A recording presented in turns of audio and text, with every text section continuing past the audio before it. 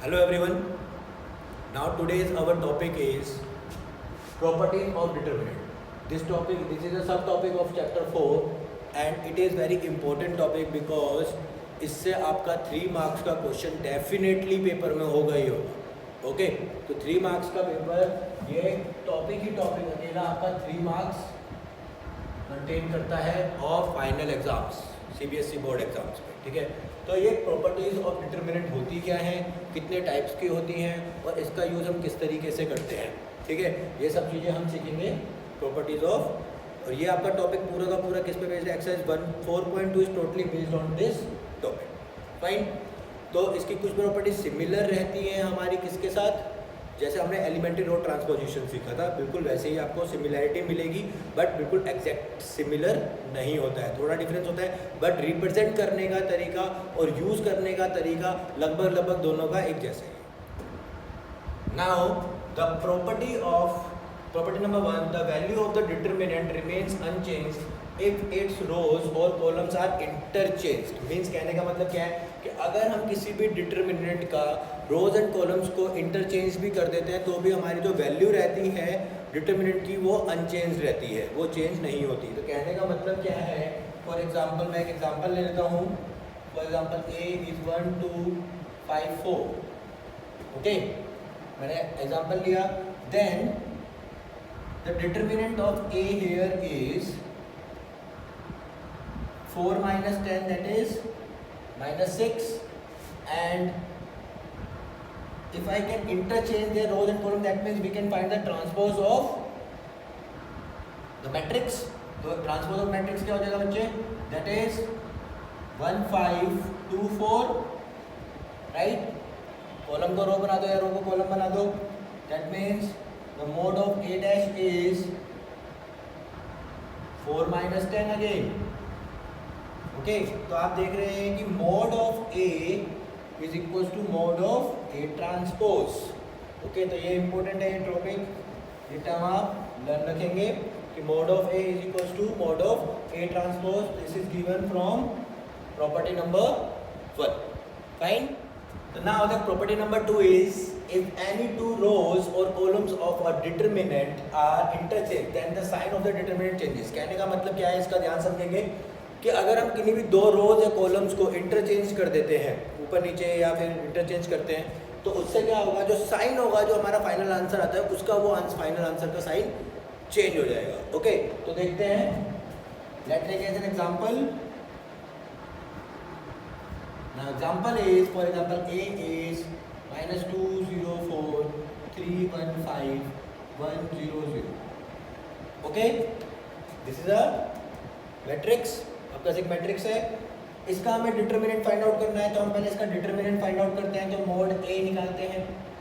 अब मैंने मोड ए निकाला with respect to row 3.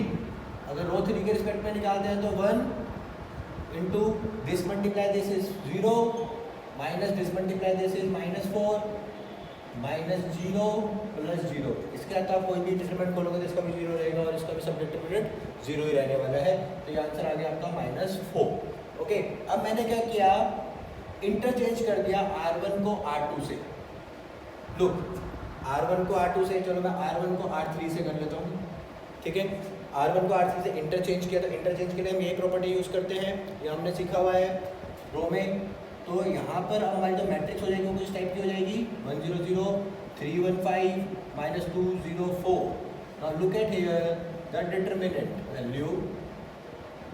The determinant value is again with respect to R1 खोला 1, this multiply this is 4, this multiply this is 0, again इसके साथ 0 आएगा और इसके साथ भी 0 आएगा. तो आप यहाँ पे चेक कर सकते हैं जो आंसर है आपका वैल्यू सेम है बट साइन डिफरेंट हो गया. ओके, तो if we can interchange any two rows और कॉलम्स, अगर हम किन्हीं भी दो रोज या कॉलम्स को इंटरचेंज करते हैं एक दूसरे के साथ तो हमारे को आंसर का साइन डिफरेंट मिलता है. फाइन, आंसर का साइन चेंज हो जाएगा. Now we come to the property number 3.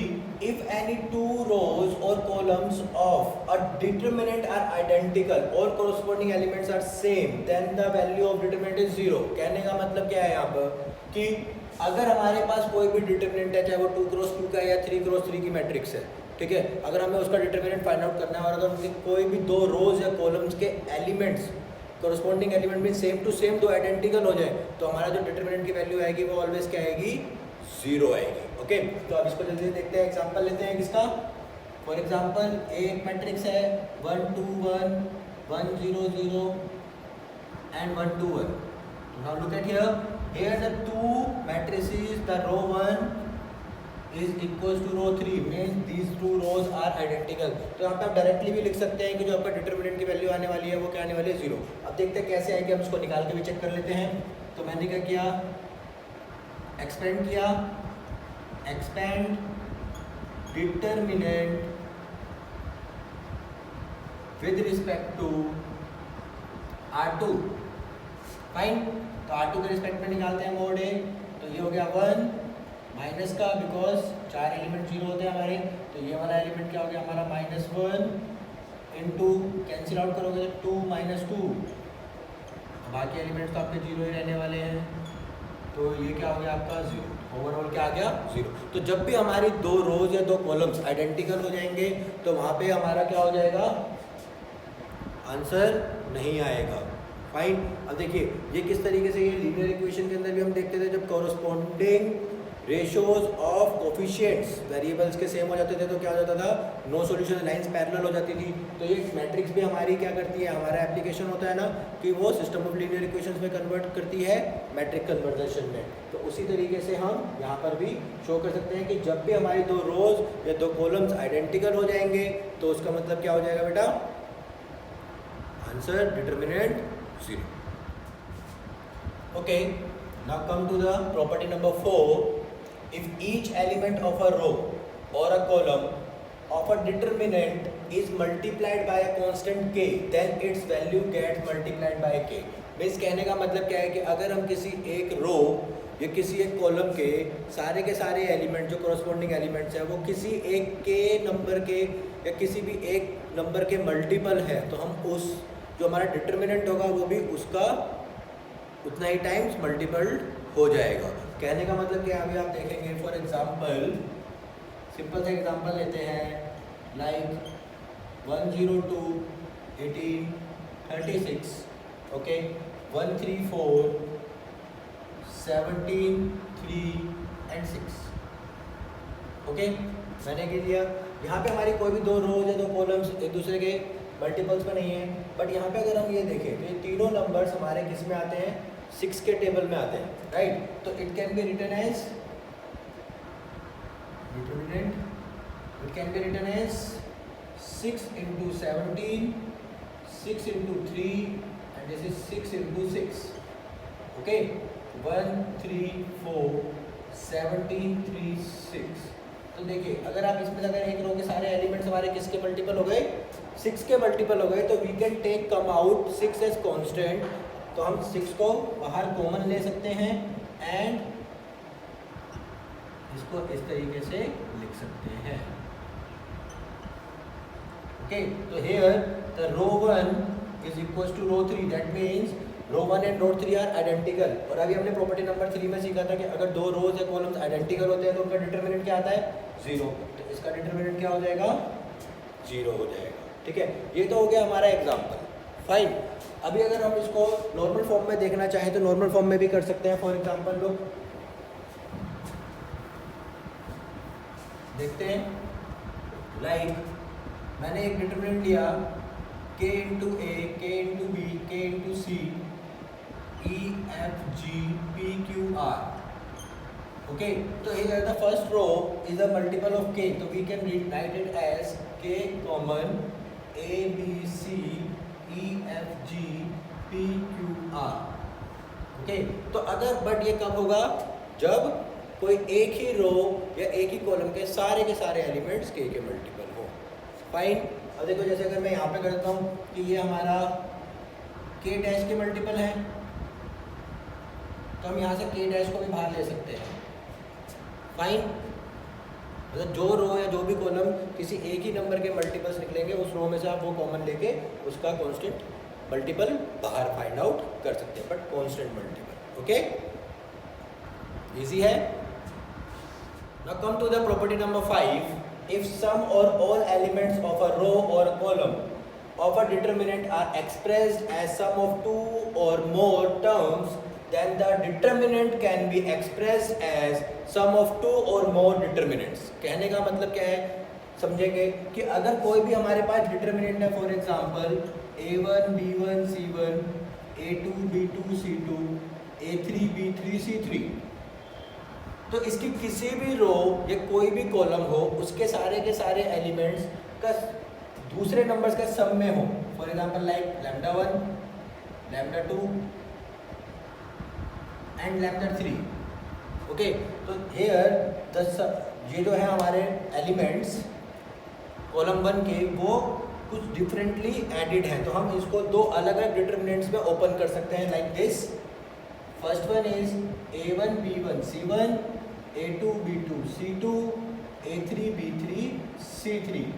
Okay, plus lambda 1 lambda 2 lambda 3 b1 b2 b3 c1 c2 c3 means the other two columns are unchanged in both the other determinants. मतलब कि जो हमने दो अलग अलग determinants खोले उसमें other जो भी हमारे एलिमेंट्स होंगे वो एज इट इज रहेंगे, बस जिस रो को हमने ओपन किया है उस रो के अकॉर्डिंग उसके एलिमेंट्स को हम अलग अलग ओपन कर सकते हैं. Fine. Now the property number 6 is if two each element of any row or column of a determinant the equimultiples of corresponding elements of other row are added, then value of determinant remains the same.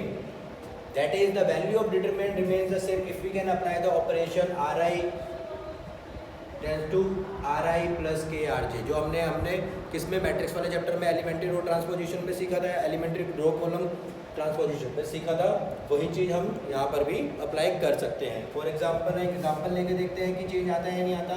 For example ए एक matrix है 1 2 5 4. Okay, मैंने इसका determinant find out किया. Fine, तो इसका determinant क्या आ जाएगा 4 - 10 that is -6. Similarly अगर मैंने इसमें एक रो ट्रांसपोजिशन अप्लाई किया कि r1 gives r1 - 5r2. Okay, r1 plus 5r2, तो हमारा जो मैट्रिक्स हो जाएगा वो किस में कन्वर्ट हो जाएगा, r2 हमारा सेम रहेगा, this -25 - 24 this -20 that is 18. Okay, fine है. अब इसका हमें डिटर्मिनेंट फाइंड आउट करना है, तो इसका डिटर्मिनेंट अब यहाँ पर क्या हो जाएगा, that is 24 × 4 that is -96 and 18 minus this is plus 90 that is -6. So look at the results are remains unchanged if we can apply row transformation or column transformation. मतलब कि हम जो हमने मैट्रिक्स में ट्रांसफॉर्मेशन सीखी थी अगर वो हम यहाँ पर भी अप्लाई करते हैं तो डिटर्मिनेंट में कोई चेंजेस नहीं आते हैं. तो आज की क्लासेस के अंदर या आज के टॉपिक में हम सिर्फ 6 प्रॉपर्टीज ही पढ़ेंगे, इसको सही से रिवाइज करेंगे. Okay, and on the next video हम इसके ऊपर फिर 4.2 के क्वेश्चन सॉल्व करना भी सीखेंगे. फाइन.